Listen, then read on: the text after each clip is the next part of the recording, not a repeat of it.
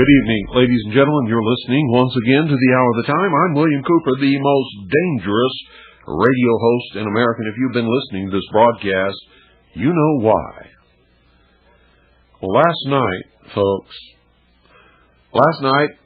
before anybody else in the entire world knew about it, I told you that there was a third person infected with anthrax, and that a whole bunch of people had been quarantined and were being given drugs to hopefully prevent them from coming down with the infection. And nobody else in the world had ever heard that or knew any of that until today. Because of the broadcast last night, they were forced to admit it finally. There is a third person infected, and they are giving, quote, antibiotics, end quote, to all of the people who worked in that building or who had gone into that building during the potential infection incubation period.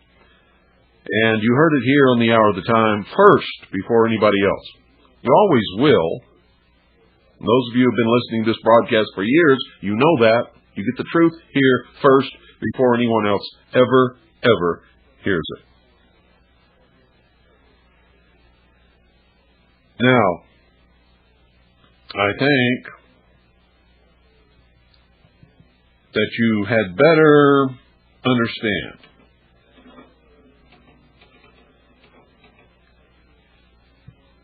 that there are a lot of forces at play to prevent you from really knowing what's really happening. I'm trying to prevent that every night. Last night, I told you the truth about NBC warfare. NBC is nuclear, biological, and chemical. I didn't mention the nuclear part because it's obvious that if an atomic bomb explodes, you don't have time to do anything unless you're far enough away that you can see the blast first, because the light will reach you before the effects of the explosion. If you see the blast and can take adequate protective measures, understanding that the effects of the blast is going to follow the light from the blast very quickly, that you really only have a few seconds. And, be that as it may, most people will never have that kind of warning, ever. So I did not talk about the nuclear aspects of an attack, just chemical and biological. And I told you, folks,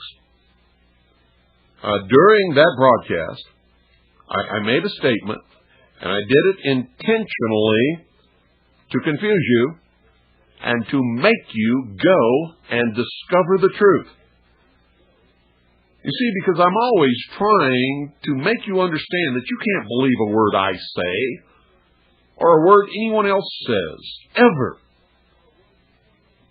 That's how we got in the position that we find ourselves, was by blindly trusting that those that we put into government, both municipal, county, state, and federal, would do the right things, that we could trust them. And that just isn't true. That we could believe them, and that, as you well know, is not true. All politicians are liars. The biggest liars that have ever lived upon the face of the earth. All of them, without exception. Why you continue to believe what they say is beyond my wildest even concept of understanding how in the world your mind works. You know they're liars, and you still wait for them to tell you something else, and you still, when you hear it, believe it's the truth, knowing that they've lied to you over and over again in the past. And you still believe that the newest thing out of their mouth is the truth. Poor you. Poor you. So last night, I said, here's what I said, and I'm not going to tell you whether it was right or wrong. I'm going to open the phone lines in a few minutes, and we're going to talk about it. I want to know how many of you actually, after you heard what I said, went and began to stop listening to all the talking heads and all the various rumor mongers and sensationalists on radio, and went and found out the truth for yourself. I said, anthrax is a virus. And then I said, is that true? Did I just tell you the truth? Is anthrax a virus, or is it a bacteria? Now, some of you may have caught that last night. I did that to make you doubt what you've been hearing, make you stop listening to what everyone is telling you about anthrax. Get off your lazy butts and go find the truth. Because that should have put enough doubt in your minds right there that if you're really worried about it, you had to go find the truth. I wonder how many of you did that. And how many of you, even though you may be worried about it, are still too damn lazy to do anything on your own to discover what the truth is about anthrax. Because I'm telling you right now, anthrax fever is permeating the lives and deciding every action that everybody does all across this country right now as we speak tonight. They are scared to death. Absolutely amazing.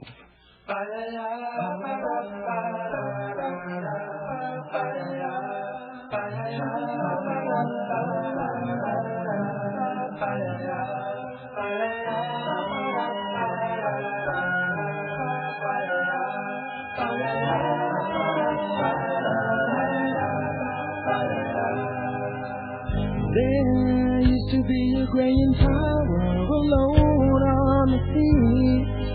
You became the light on the dark side of me. Love remained a drug that's high enough to feel. But did you know that when it snows, my eyes become alive and the light that you shine can't be seen? I can bring you to a kiss from a rose on the grave. Ooh, the more I get of you, the stranger the feeling, yeah. And now that your rose is in bloom, I like it's the bloom on the grave.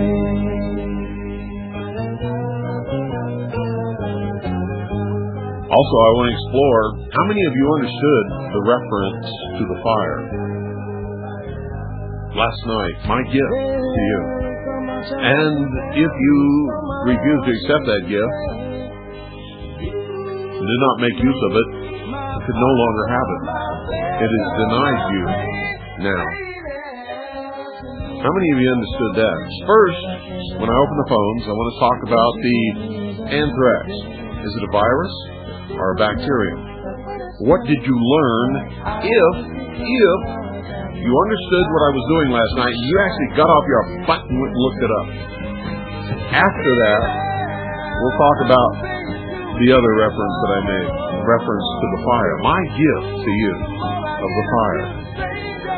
Over all the years that I've been doing what I'm doing, and my reference to the fact that if you did not accept that gift before last night, you can't have it. It's not yours. It will never be yours.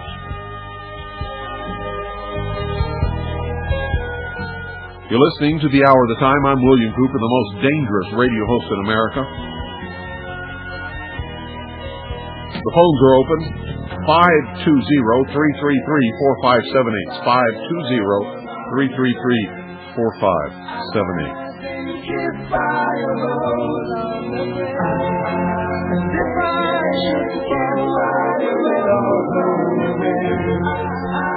This may be the only ministry of freedom in the entire world, and it is, without a doubt, the last bastion of freedom that you'll ever hear on any media source whatsoever, where you can depend upon the truth.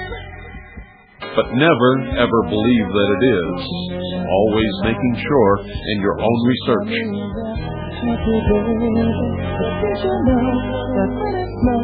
My eyes become a large and the light that you shine can't be seen. Good evening, you're on the air. Yes, anthrax is either a bacteria or a virus. What is it? It's a spore. It's a spore? Yes, that's why it's not communicable. Explain that. I can't explain it. That's just what I saw on TV. Well, you got to explain it. I mean, if you're saying it's a spore, you've got to explain what you're talking about. Well, it lives in the ground, I know that much. Yep, well, that's not necessarily true. Can live in water, can live in the ground, can live in living animals, including humans.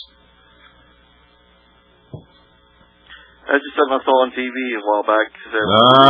Goodbye, saw on TV. That's the last thing I ever want to hear from anybody. Oh, I saw it on TV, and now I'm the great wizard and know what all it means. Let me tell you, if you're going to call and say you saw it on TV, don't bother. Good evening, you're on the air. Yeah, hi, Bill. Your last caller was thinking of a spore-forming bacterium, not a spore itself. It's an infectious disease of warm-blooded animals caused by a spore-forming bacterium known as Bacillus anthracis, especially transmissible to man by the handling of infected products as hair, and characterized by external ulcerating nodules, by lesions in the lungs. That's just Webster's 9th New Collegiate Dictionary. I mean, if that helps. Well, it not only helps, but it shows how easy it is to find the information if there weren't so many stupid people out there that didn't even know that if they just went to a dictionary and looked up anthrax, that was my point. They could have solved most of the dilemma. Instead of a spore. But most people aren't that smart. And I'm talking about 90% of the people listening to this broadcast couldn't even think to look in a dictionary. Well, thanks for the call, Bill. Good night. Thanks for calling. Thanks for the call. He meant thanks for taking my call as well. 520-333-457. You see, people, how stupid you are? You got the means to do a lot of research in your own house. But you don't have the brains or the gumption or even the motivation to do it. Good evening. You're on the air. Hi, Mr. Covert. Can I take a shot on this virus? Sure. Well, I looked up virus in Robert Stroud's Bird Digest of Diseases. Were you just listening to the last call? No, I was in the other room trying to dial. I had to turn the radio off, and I'm back and forth. Well, so you think that anthrax is a virus? Well, if the definition briefly here says the poison of an infectious disease, the virus. Well, that's not true. A virus is a specific thing. I suggest you look up anthrax in your dictionary. Okay, well. Or if you have an encyclopedia in your encyclopedia. No, I don't. Well, look it up in your dictionary. Do you have a dictionary? Yeah. Look it up in your dictionary. Well, I already have a medical dictionary. I just thought I'd... Look it up in your medical dictionary. Yeah, I did. You did? What did it say? Well, I don't have that handy, but right now I'm looking... Well, why are you looking at virus? The question was, is it a virus or is it a bacterium? Well, I don't know. I guess I thought maybe you were asking for both, one or the other. Or... No. I wanted to know, what is anthrax? I know what a virus is, and I know what a bacterium is. I know that a lot of the listening audience doesn't even have a clue. As to the distinction between the two. And I'll accept your answer that you misunderstood, that maybe you wanted definitions. Yeah, that's what I thought you were asking for. I understand that. Okay, thanks for calling. 520-333-4578 is the number. Yeah, she misunderstood. I believe her 100%. She thought that I was asking for a definition of one or the other or both, whatever. 520-333-4578. Isn't this amazing? ladies and gentlemen. Come on, get off your butt and dial the phone. I'm sitting here waiting. The phone's not ringing. What's your problem? Did you get off your lazy ass last night and go, check on what I said and find out what it meant? Good evening. You're on the air. Yes. Hello, Bill. Yes. Yeah, I've got a book here. It's a veterinarian book on anthrax, and it says that's the only information I have on it. It's a book I had on my shelf. Bacillus anthrax is a non-motile spore-forming bacterium, and it also gives a lot of information about the clinical findings and the diagnosis and prevention and so on. Okay. But I noticed the papers are putting out a lot of stuff saying that it's not contagious. Now, in animals, it is an acute infectious contagious disease. It is. It's extremely contagious, but where human beings are concerned, you either have to come in actual contact with an open sore, with the blood or some fluid of an animal that's infected, or the only other way to catch it is pulmonary, which means you breathe in these spores and they begin to grow in the lungs, and then that's how you contract anthrax. Yeah, it's either associated with or technically or possibly the same thing as what they used to call Wolfsorter's disease. It's a fatal pneumonia. It can be contracted from inhaling spores when handling animal byproducts. And consumption of contaminated meat can cause intestinal anthrax and occasionally an acute meningitis. Yes. But I just thought I'd call and. Well, that's very good, and that's a lot more than anybody else's. That's a lot more. You've told us a lot more tonight than the news has told anybody. You can get anthrax by eating anthrax-infested meat. Yes. And it's called intestinal anthrax, but nevertheless, it's anthrax, and anthrax will kill you. Whether it's intestinal, pulmonary, or blood-induced, however you get it, it's terminal. Right. If you like, the acute form in cattle is characterized by a temperature, then a period of excitement followed by depression, stupor, respiratory or cardiac distress, staggering, convulsion, and death. Body temperature may reach 100 Fahrenheit. Rumination ceases, and it goes on, talks about animals, but a bloody discharge from the natural body openings may be present. And it talks more about it, but I won't plug up the lines. Now let me ask you, did you look this up last night or today? Actually, I looked it up here a week or two ago whenever this, stuff started getting going, so I already knew where to find it in this book. And very good. You're a lot smarter and on the ball than most people. Thank you for calling. Yeah, you're welcome. Have a good evening. 520-333-4578 is the number. You can get anthrax from eating anthrax-infected beef. Just like he told you. It's called intestinal anthrax, and it's fatal. It's fatal. Good evening. You're on the air. Hello, Mr. Cooper. Hello. I'm looking up anthrax from the Yearbook of Agriculture of the United States, and it was from 1943 and 1947. And it says that the anthrax is a spore, and it's mostly found in the animals. And it also says dry anthrax spores were killed by dry heat, and it gives the temperatures at 149 degrees to 159 degrees in 60 minutes. And then it goes on to tell about how it was treated with the heat, and then it says it goes on to do the research from the guinea pigs and that. Yeah, but you're talking about the spores. Yeah. And you notice it takes 149 to 160 degrees to kill the spores, and they're only killed after an hour of being subjected to this heat. That's why they can last so long in water and in the soil and in living animals without being destroyed in living tissue, simply because they're so hard to. Spores are hard to destroy. Mushroom spores are hard to destroy, but a mushroom spore is not a mushroom, and an anthrax spore is not anthrax.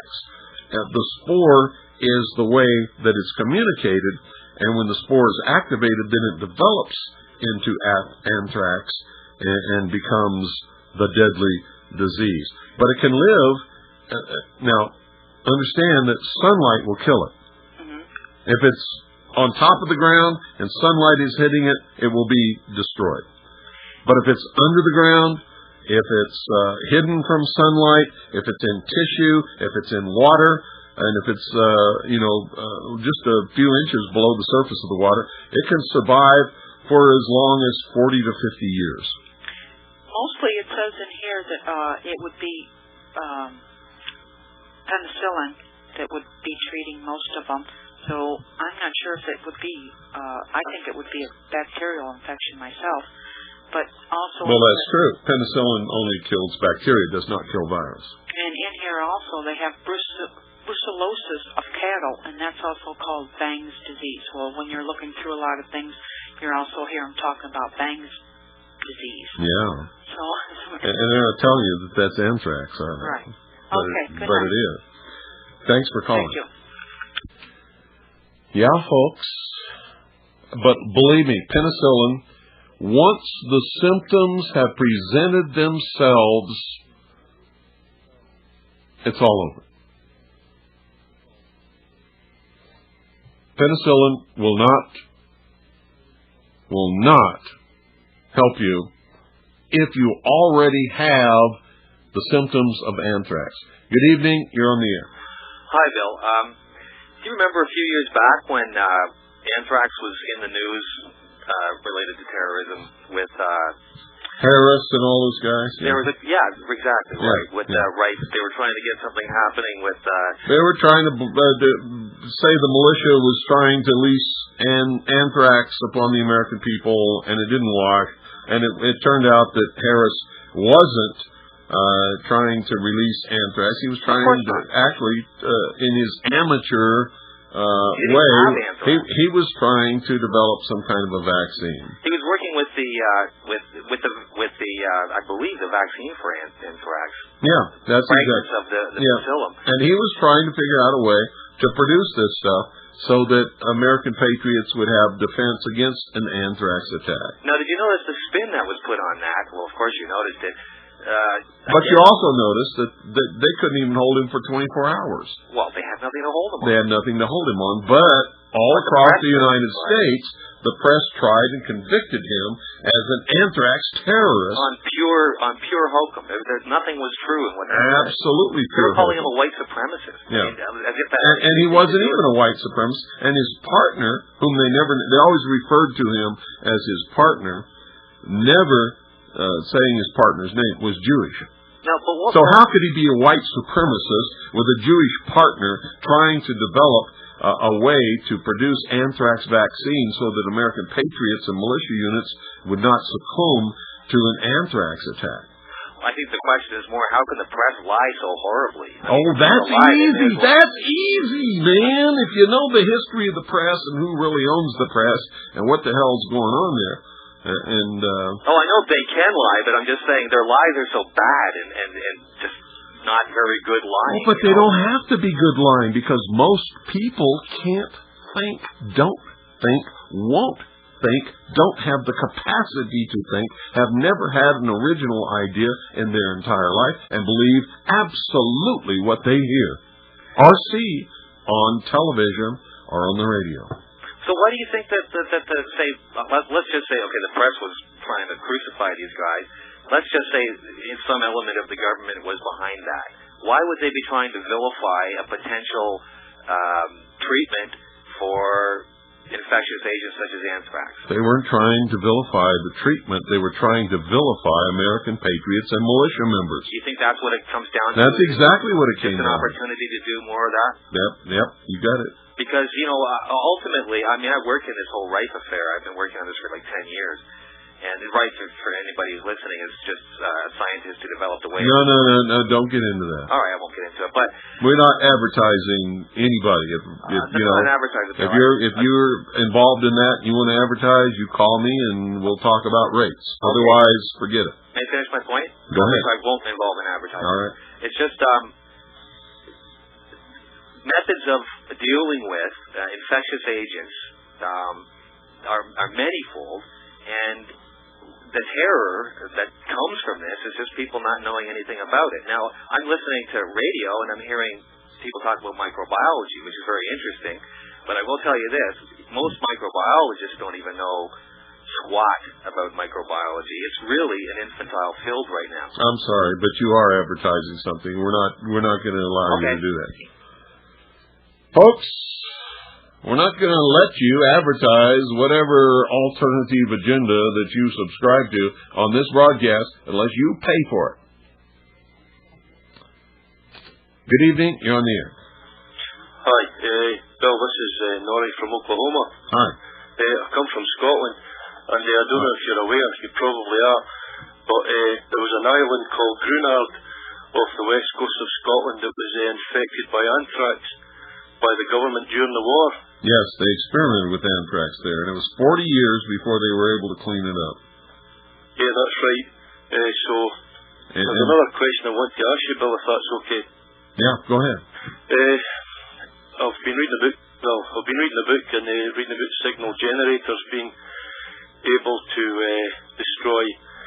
No, forget it. We're not going into that alternative health crap. Let me tell you this.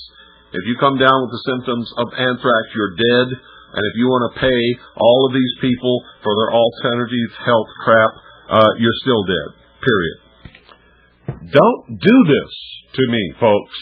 Don't do it. Don't even call me up and try to sell anybody on the fact that whatever scam bullshit crap you've got going is going to save them in an anthrax attack because you're a liar. Good evening. You're on the air. Yes, good evening, Mr. Cooper. Yes, definitely Bacillus anthracis bacterial disease with an incubation period long enough to rule out quickie antibiotic therapy. When the symptoms appear, you're pretty much 80% likely to die. That's exactly right. Secondly, this mailroom guy, the first one, must have gotten a huge snootful of spores from whatever source he got it from. His spinal fluid was loaded with multiplying cells. And my third point is based on President Bush's press conference today with the NATO general, in which NATO planes were invited to and took the invitation to overfly the USA. It's AWACS right now, but how long do you estimate before this will include NATO fighters? Because foreign pilots are much more likely to follow orders to drop hijacked U.S. airliners than our own pilots. It depends upon how soon they can justify the fact that they've sent so many of our own fighters out of the country to fight this so-called war on terrorism that they have to have NATO fighters that take the slack by flying over our cities.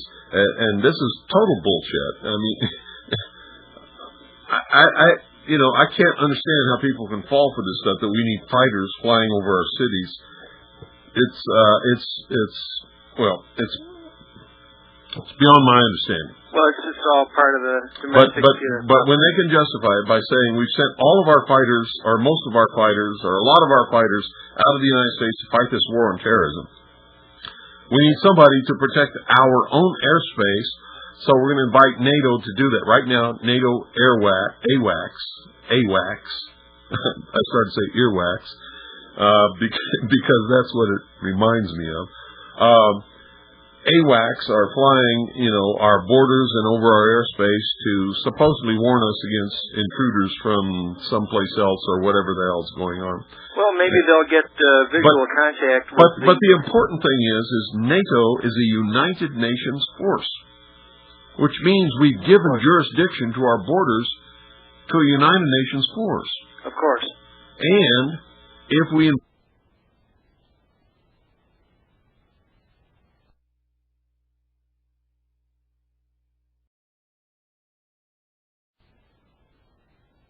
we invite NATO troops to come in, then we have given an occupational force of the United Nations power over the citizenry of this country. Do you think that that NATO will take this opportunity to utilize the German Luftwaffe unit from New Mexico? Of course, sure. That's a part of the NATO force. My goodness. Absolutely, yeah. Keep up the good work, and God bless you and your family. Thank you. And those of you listening who don't believe that NATO is the United Nations force, read the NATO Charter. It's available on the Internet. It's available through the United States government printing office. I mean, you can get a copy of it. Read it. It says, NATO was formed under the auspices of the United Nations Charter. Quote, end quote, verbatim from their charter. Good evening. You're on the air. Yeah, Bill, this is William in Phoenix. And I just wanted to throw in a couple things. I took a microbiology class probably 20 years ago, and the algae stuff will kill most of the bacteria. So if you had a water supply that was even a small little round swimming pool that was full of blue-green algae, there's a real good possibility that it would protect your water supply, except for the resilient spores. Possibility, but not a certainty. No. I'm just throwing that up. Maybe somebody would know something else that would also do that. And most well-maintained reservoir water supplies do not contain a large amount of algae because that is an anathematic to the pumps and the feed systems that deliver the water to the final consumer. They clog all that stuff up. So algae is intentionally not allowed to grow. Right. Well, the problem I have pretty much here in Phoenix is that we're getting these plane overflights continuously now. And what for? To spray us again, right? With whatever they want. That's the way. Well, I don't know. I don't have any proof that they've been spraying us with anything. Do you? Well, but... Do you see large numbers of dead bodies in the streets? No. Do you see large numbers of people disappearing from their homes? I feel there's been a high... Well, then they're not spraying us with anything, or you would see that. People, if they were flying over your city, spraying you with all this stuff that these contrail, idiot, fanatic, lying, puke-faced assholes are trying to tell you they're doing, where are all these sick and dead and dying people? They're absolutely creating the clouds with this and creating the weather conditions with it. Cause right now, come on. Now you just diverted it from they're killing us to now they're clouding us. And you're full of shit!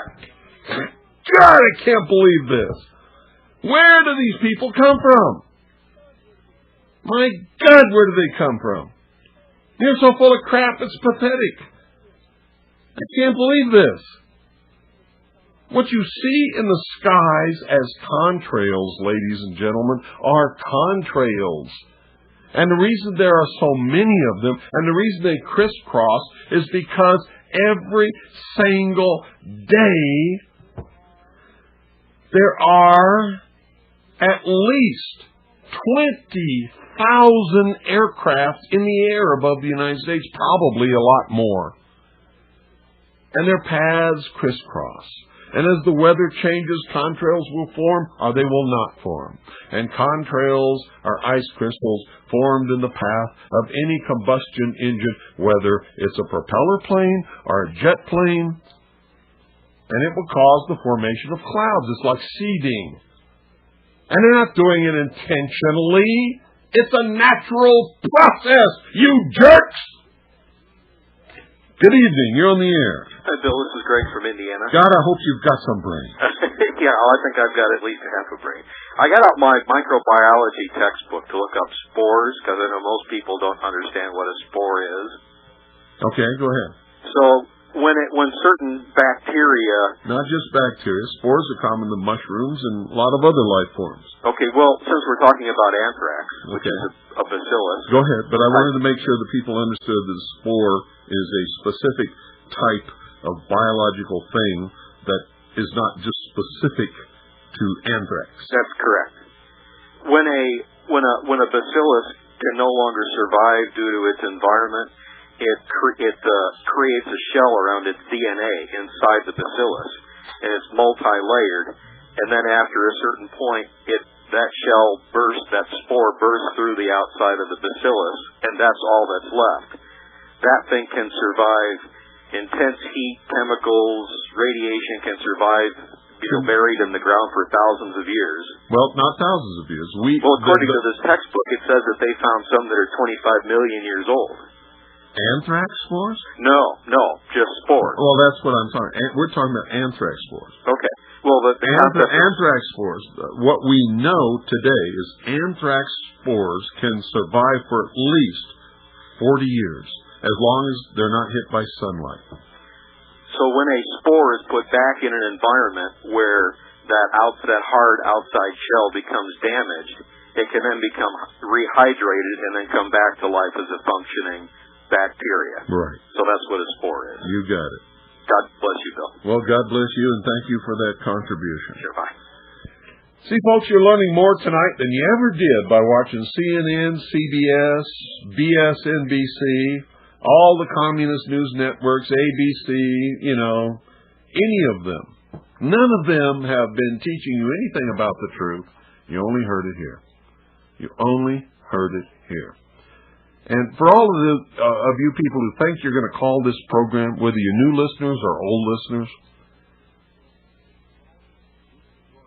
calling this broadcast to promote some agenda other than the truth that you can document and prove is absolutely forbidden, will not be allowed. Absolutely not allowed. You cannot call this broadcast and promote or advertise anything, period. You cannot call this broadcast and promote lies and bullshit and rumor and all this. If you want to do that, call Alex Jones. He specializes in that. He loves it. Call Art Bell. Art Bell specializes in that stuff. He loves it. But don't call me, because I'll chop you in half.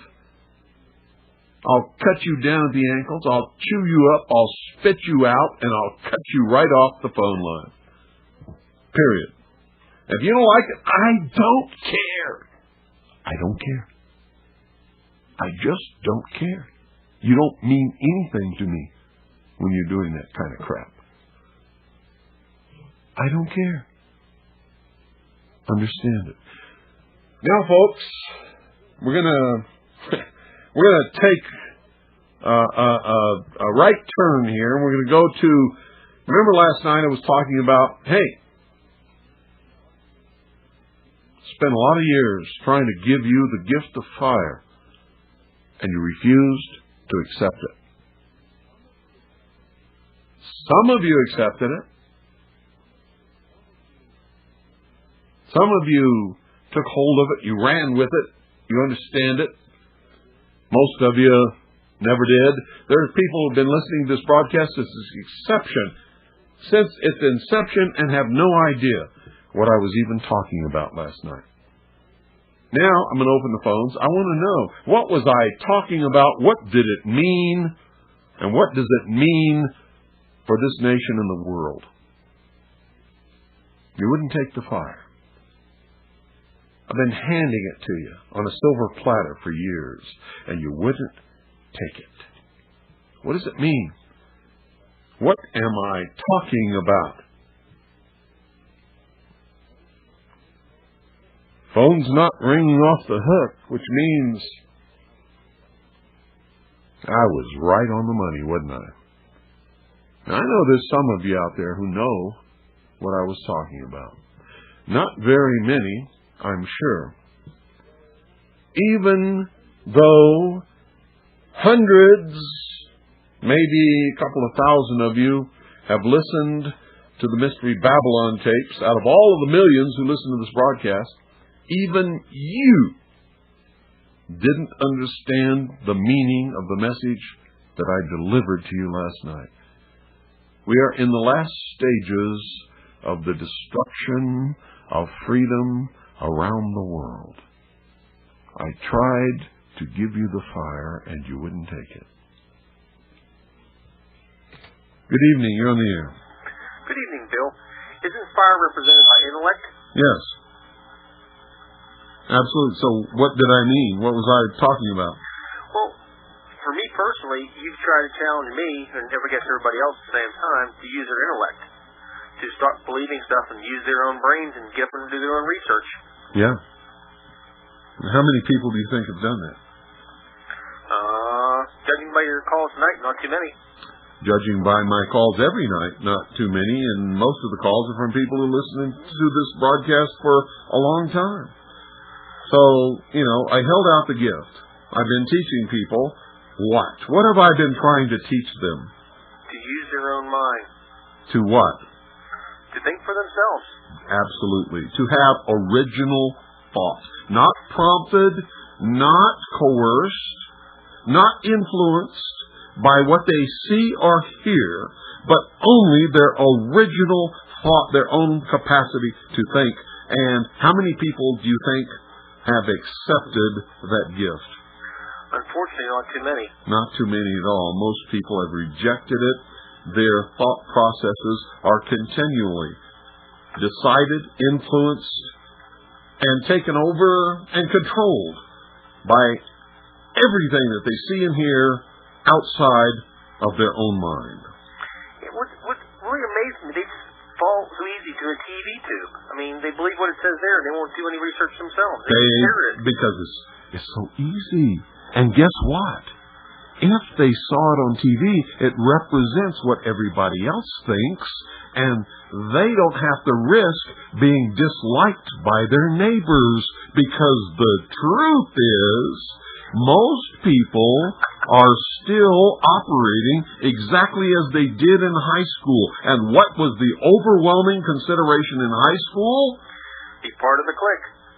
I want to be liked. I don't care about anything. I don't care if I'm right or wrong. I don't care. I just want everybody to like me and love me. I want to be loved. It's sick. It is so sick. It's pathetic. But that's exactly what most people are governed by.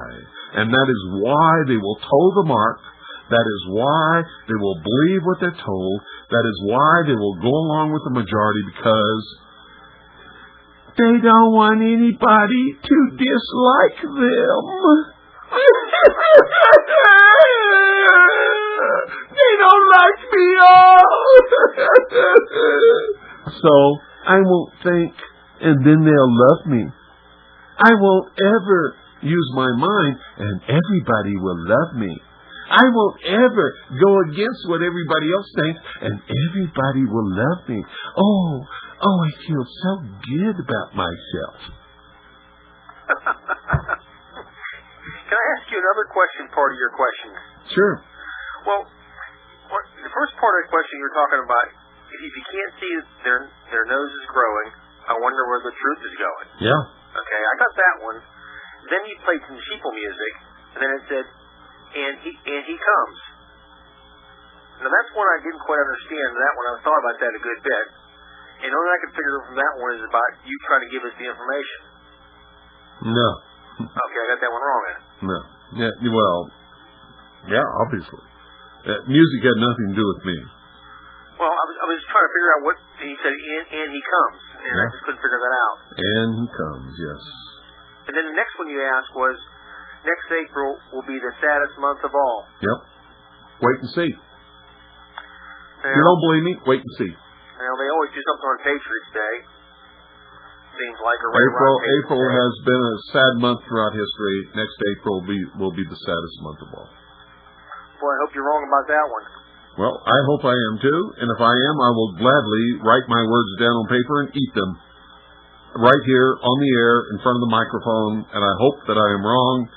But everything that I know and have researched and see is pointing to next April as being the saddest month of all. Wow.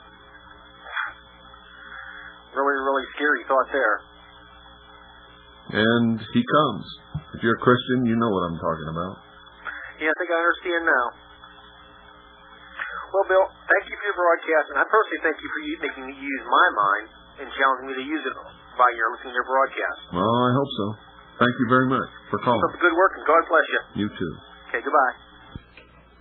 520-333-4578 is the number. None of the music that I played last night had anything to do with me. I didn't write it. I didn't play it. I had nothing to do with it. I just presented it to you, and it means what it means. Good evening. You're on the air. How are you, sir? Fine. This is Ed calling from Toronto up in Canada. Hi, Ed. I guess I just wanted to give you a quick call, sir, to say that you've definitely opened my eyes over the years. I can watch CNN and the rest of the heads with a totally new outlook, and I just wanted to thank you for that. Well, you're welcome. Once you understand what the agenda is, then everything that they're doing becomes very transparent, doesn't it? I must say that the whole thing is somewhat terrifying, somewhat fascinating, and I just have a certain disbelief that it's all taking place, but I do believe it. It's just I never thought it could get this maniacal. Well, if you've been listening to the broadcast, especially all the documentation and the proof that I've given to you, there's no way that you can disbelieve that what is happening is actually happening. Well, my big eye-opener recently was... I can understand why you would not want to believe. Yes. Well, I just got my hands on the report from Iron Mountain a little while ago. Mm-hmm. And that was a real wake-up call. That really smacks you on the head, doesn't it? Yes, it definitely does. That's a real opener. Yeah, and it's funny how many people I talk to, they won't even, it's not a matter of, they won't even fathom the idea. They won't even accept that it's a remote possibility. Because they have no groundwork. They have no conception whatsoever that what they have traditionally been led to believe and the people that they have traditionally been led to trust are anything other than what they've been led to believe. Yeah, it's kind of all tied in. Something has to shake them out of that, and it requires a tremendous cathartic awakening, which means literally being smacked upside the head with the 2x4, whatever the 2x4 happens to be. That's really what it requires. Unfortunately, when they get hit with the 2x4, they're all just going to submit. Well, no, that's not true, because I'm not talking about that kind of 2x4. I'm talking about a 2x4 that affects their personal life to the point where they begin to look at things in a different manner, like something had to happen to you for you to discard what you've always been taught and begin to listening to this broadcast and understand that what I was telling you was true. I guess one of the things was it just looked all too perfect and all too fake. And when I really started to scratch the surface, I started to see things, and then I started... Well, that's the real clue, is that you begin to do something for yourself rather than just believe what I'm telling you. I've never wanted to be a sheeple or one of the masses of cattle. I've always kind of tried to see what else is going on, and you have definitely helped me out in that respect, and that's why I called. Was just well, that's great. That's wonderful. Now what you have to do is change the whole mental attitude of the country of Canada, which, as far as I've ever been able to determine throughout history, has never even had a concept of patriotism. So they're ripe for being infiltrated, taken over, and destroyed, because they just don't seem to give a damn. Well, I'm sure we're high on the list too. I mean, they're already buying up our gas companies left, right, and center, which I'm sure is part of their overall plan. Well, of course, you have to be interdependent. You can't exist as an autonomous people. Yeah, we're willingly giving them away too. Yeah. You know, because hey, it's money. You know, $3 billion. So I'll take that. Of course, sure. Yeah, well, you know, I don't see a rosy picture coming out of this, but there's not a rosy picture. Hope, you know? They want to enslave the entire world, and I'm telling you right now, this is the most dangerous time that's ever existed for any of us who believe in freedom. Yeah, they're pulling it off too. They're not only pulling it off, they've convinced the majority, which gives them a consensus, which gives them power to do it. You know what I was? If I could just, I don't want to use up too much of your time, but I noticed something interesting, and I was mentioning this to somebody else, that after the planes hit, when George Bush came on the screen, he didn't seem concerned. No, he didn't. He didn't seem concerned. He wasn't emotional. Right. It was like he knew it was going to happen all the time, and here he was just doing his job. Yeah, it was. Yep, you're not the only one that knows that. Thanks for calling. Thank you very much, sir. Bye-bye. 520-333-4578. I didn't mean to cut him off so quick, folks. It's just that we're getting close to the end of the hour, and I want to get as many people in here as I possibly can. Good evening. You're on the air. Hey, Bill. I was wondering about the destruction of the towers in New York, if that didn't sort of represent the destruction of the Babylonian Tower by Alexander the Great, and then that was representative of a transference of that seat of power to a new location.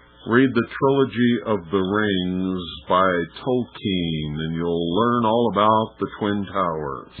520-333-4578. And understand that literature that may be sort of obscure to your understanding sometimes holds much more of a meaning that you could ever understand unless you're looking for that meaning.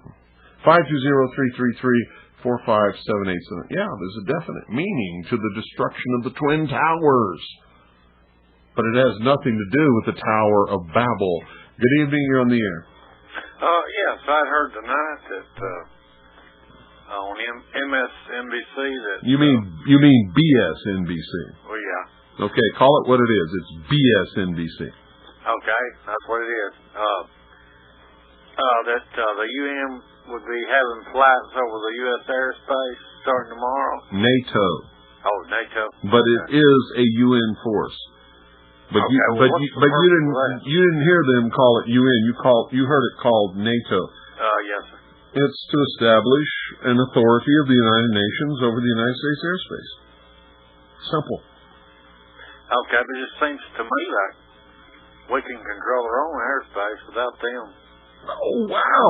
Yeah, that's exactly right. So. But that's not the goal of the New World Order. The goal of the New World Order is that the United Nations controls everything. Yeah. So every time that they can establish a new precedent where they have the power to do that, then our sovereignty is reduced by that much. Yeah, it just seems like a shame that. Yeah, it is. Are you ready to fight and die for your country? Yes, I am. Are you afraid to die? Too late. I guess you're afraid. If you're afraid, you will not fight and die for this country. Listen to me. If you're afraid, you will not fight and die for this country. Don't bullshit me.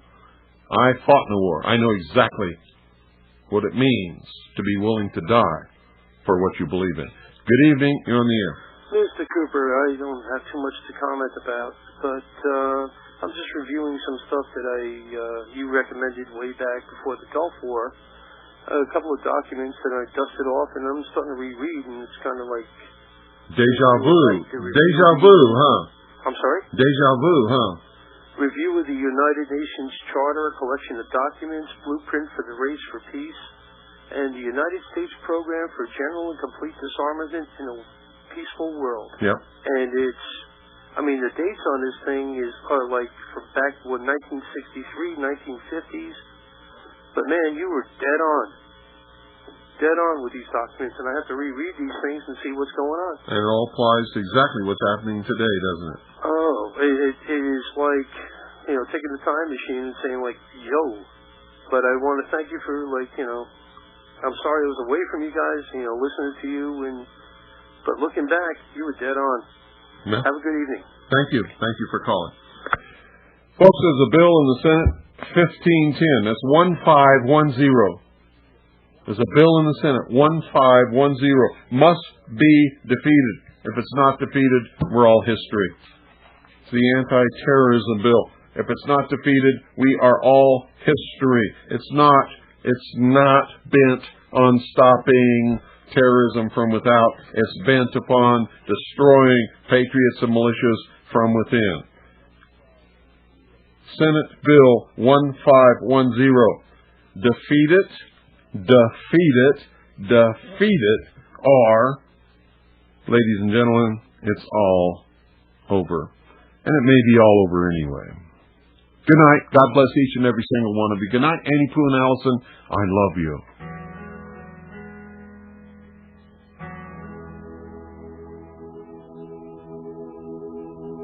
Listen to this. There's no reason for you to lose your mind, 'cause I've seen something that's gonna change our time. If I could, I'd make you understand. If I could, I'd make you understand.